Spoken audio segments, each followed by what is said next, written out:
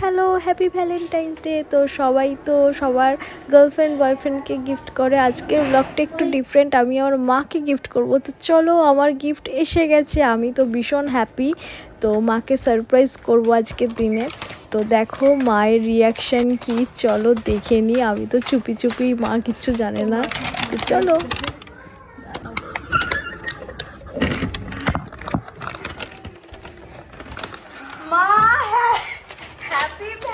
তো আমি তারপরে একটুখানি মাকে আদর করে দিলাম, তারপরে গিফটগুলো দিলাম। মা তো গিফট পেয়ে ভীষণ হ্যাপি, আর গিফট না পেয়ে সবাই গিফট পেয়ে ভীষণ হ্যাপি হয়, কিন্তু আমার মাকে আমি দিয়েছি এটা ভেবে আমার হ্যাপি লাগছে।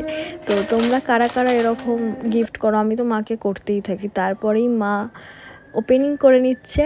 খুব ছোট কিছু দিয়েছি, বাট মানে ভালোবেসে কিছু দিলে না মায়েদের সব কিছুই ভালো লাগে।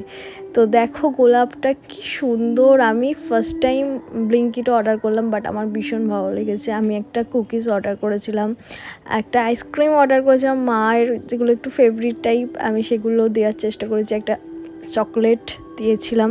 তো কীরকম লাগলো তোমরাও বলবে। আর এরকমভাবে কে কে মাকে সারপ্রাইজ দাও মাঝে মাঝে, অবশ্যই কমেন্ট করবে।